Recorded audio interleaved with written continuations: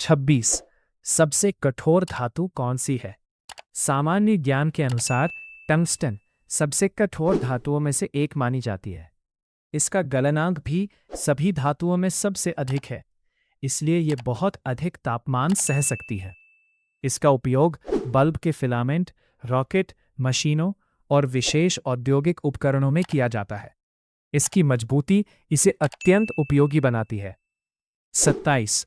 हीरा इतना कठोर क्यों होता है?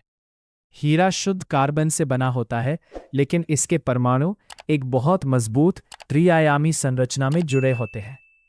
यही संरचना इसे पृथ्वी का सबसे कठोर प्राकृतिक पदार्थ बनाती है। इसी कारण हीरे का उपयोग केवल आभूषणों में ही नहीं, बल्कि कांच, पत्थर और धातु काटने वाले औजारों में भी किया जाता है। 28। सोना जंग क्यों नहीं खाता? सोना एक बहुत कम प्रतिक्रियाशील धातु है। ये हवा, पानी और अधिकांश रसायनों के साथ आसानी से प्रतिक्रिया नहीं करता, इसलिए इस पर जंग नहीं लगती और ये वर्षों तक चमकदार बना रहता है। यही कारण है कि सोना आभूषणों और निवेश दोनों के लिए लोकप्रिय है। 29। चुंबक कैसे काम करता है? चुंबक के चारों ओर एक चुंबकीय क्षेत्र, मैग्नेटिक फील्ड होता है। यही क्षेत्र लोहे, निकेल और कोबाल्ट जैसी धातुओं को अपनी ओर आकर्षित करता है। हर चुंबक के दो ध्रुव होते हैं, उत्तर और दक्षिण। समान ध्रुव एक दूसरे को दूर धकेलते हैं, जबकि विपरीत ध्रुव एक दूसरे को आकर्षित करते हैं। 30। मोबाइल में इंटरनेट कैसे चलता है? मोबाइल इंटरनेट रेडियो तरंगों के माध्यम से मोबाइल टावरों से जुड़ता है। टावर इंटरनेट को बड़े नेटवर्क और सर्वरों से जोड़ते हैं। जब आप कोई वेबसाइट खोलते हैं या वीडियो देखते हैं, तो जानकारी सर्वर से मोबाइल टावर के माध्यम से आपकी फ़ोन तक पहुंचती है। यही प्रक्रिया कुछ ही सेकंड में पूरी हो जाती है, जिससे हम इंटरनेट का उपयोग कर पाते हैं। 31। कंप्यूटर का दिमाग किसे कहते हैं? कंप्यूटर का दिमाग CPU, सेंट्रल प्रोसेसिंग यूनिट को कहा जाता है। ये कंप्यूटर के सभी निर्देशों को समझता है और उन पर काम करता है। जैसे हमारा मस्तिष्क शरीर के सभी अंगों को नियंत्रित करता है, उसी तरह CPU कंप्यूटर के सभी हिस्सों को नियंत्रित करता है। इसकी गति जितनी अधिक होगी, कंप्यूटर उतनी ही तेजी से कार्य करेगा। 32। ईमेल का आविष्कार किसने किया? ईमेल को लोकप्रिय बनाने का श्रेय रे टॉमलिंसन को दिया जाता है। उन्होंने 1971 में पहली बार एक कंप्यूटर से दूसरे कंप्यूटर पर ईमेल भेजने में सफलता प्राप्त की। उन्होंने ही ईमेल पते में @ चिन्ह का उपयोग शुरू किया, जो आज भी हर ईमेल पते का महत्वपूर्ण हिस्सा है। 33। इंटरनेट का जनक किसे कहा जाता है? विंडसर्फ और बॉब कान को इंटरनेट का जनक माना जाता है। इन दोनों वैज्ञानिकों ने TCP/IP नामक तकनीक विकसित की, जिसकी मदद से दुनिया भर के कंप्यूटर आपस में जुड़ सके। आज पूरा इंटरनेट इसी तकनीक के आधार पर काम करता है। 34। दुनिया का पहला कृत्रिम उपग्रह कौन सा था? दुनिया का पहला कृत्रिम उपग्रह स्पुतनिक 1 था। इसे तत्कालीन सोवियत संघ ने 4 अक्टूबर 1957 को अंतरिक्ष में भेजा था।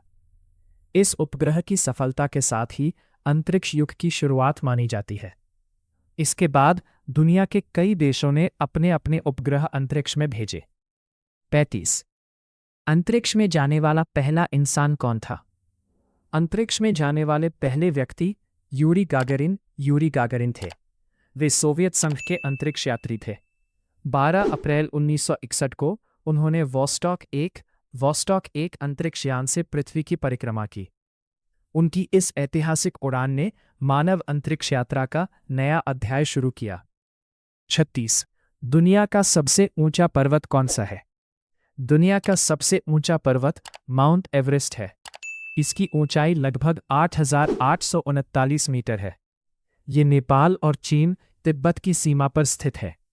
हर वर्ष हजारों पर्वतारोही इसे फतह करने का प्रयास करते हैं, लेकिन कठिन मौसम और कम ऑक्सीजन के कारण ये दुनिया की सबसे चुनौतीपूर्ण चोटियों में से एक है।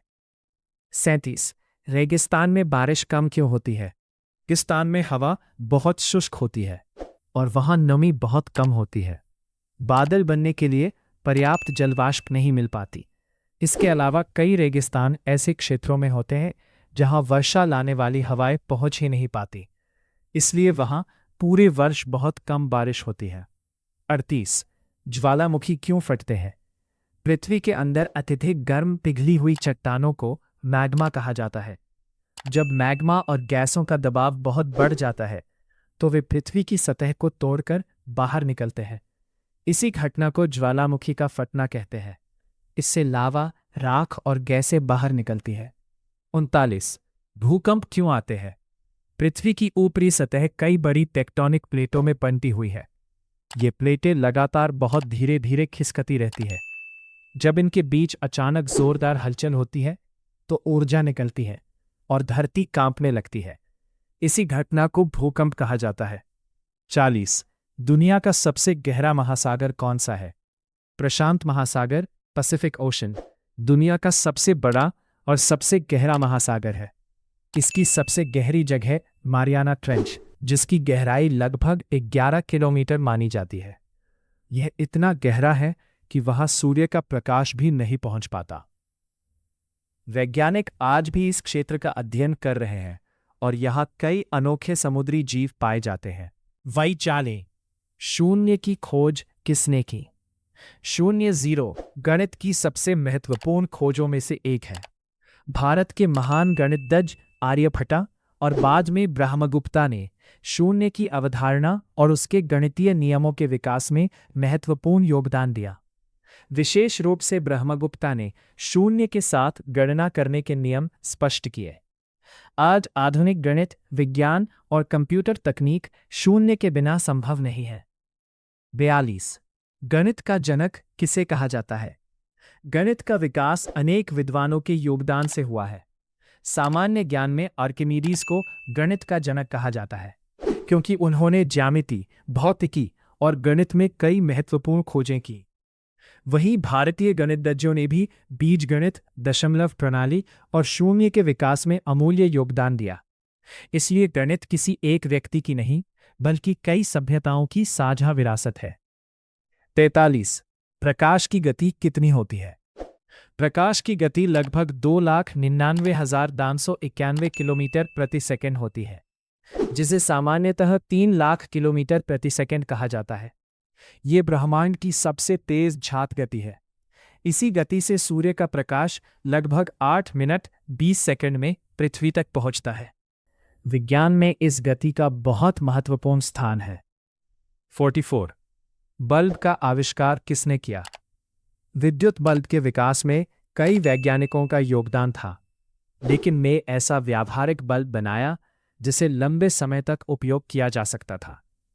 उन्होंने 1869 में इसमें महत्वपूर्ण सुधार किए, जिसके बाद बिजली से रोशनी करना आम लोगों के लिए संभव हुआ। इसलिए सामान्य ज्ञान में बल्ब का आविष्कार थॉमस एडिसन के नाम से जोड़ा जाता है। 45। गुरुत्वाकर्षण की खोज किसने की? गुरुत्वाकर्षण का सिद्धांत ने प्रस्तुत किया। प्रसिद्ध कहानी के अनुसार पेड़ से गिरते हुए सेब को देखकर उन्होंने सोचा कि वस्तुएं हमेशा नीचे ही क्यों गिरती है। इसके बाद उन्होंने गुरुत्वाकर्षण का नियम समझाया। यह नियम आज भी विज्ञान का एक महत्वपूर्ण आधार है। 46। सबसे पहले कागज कहाँ बना? कागज का आविष्कार लगभग 2000 वर्ष पहले में हुआ था। माना जाता है कि ने कागज बनाने की विधि को बेहतर बनाया। कागज के आविष्कार में शिक्षा, लेखन और ज्ञान के प्रसार में क्रांतिकारी परिवर्तन ला दिया। 47। दुनिया की सबसे पुरानी भाषा कौन सी मानी जाती है? दुनिया की सबसे पुरानी भाषाओं के बारे में विद्वानों के अलग अलग मत हैं। संस्कृत दुनिया की सबसे प्राचीन और व्यवस्थित भाषाओं में से एक मानी जाती है। इसमें अनेक धार्मिक, वैज्ञानिक और साहित्यिक ग्रंथ लिखे गए हैं। आज भी इसका अध्ययन भारत और दुनिया के कई देशों में किया जाता है। 48। भारत में सबसे अधिक बोली जाने वाली भाषा कौन सी है? भारत में सबसे अधिक बोली जाने वाली भाषा हिंदी है। देश के कई राज्यों में हिंदी मुख्य भाषा के रूप में बोली और समझी जाती है। हालांकि भारत एक बहुभाषी देश है और यहाँ सैकड़ों भाषाएं और बोलियां प्रचलित है। यही भाषाई विविधता भारत की सबसे बड़ी विशेषताओं में से एक है। 39। पढ़ाई याद रखने का सबसे आसान तरीका क्या है? किसी भी विषय को लंबे समय तक याद रखने का सबसे अच्छा तरीका है नियमित दोहराव, रिवीजन और अभ्यास। यदि आप पढ़ाई के बाद बार बार उसे दोहराते हैं और अपने शब्दों में समझाने का प्रयास करते हैं तो वो अधिक समय तक याद रहती है। पर्याप्त नींद, ध्यान और समय पर पढ़ाई भी याददाश्त बढ़ाने में मदद करती है। 50। क्या आप इन 50 प्रश्नों के उत्तर दे सकते हैं? ज्ञान की कोई सीमा नहीं होती। यदि आप सभी प्रश्नों के उत्तर जानते हैं तो ये बहुत अच्छी बात है। यदि कुछ उत्तर नहीं जानते तो यही सीखने का अवसर है। हर नया प्रश्न हमें कुछ नया सिखाता है और हमारी समझ को बेहतर बनाता है। सीखते रहना ही सफलता की सबसे बड़ी कुंजी। ऐसे ही आगे वीडियो देखने के लिए चैनल को सब्सक्राइब एंड लाइक करें।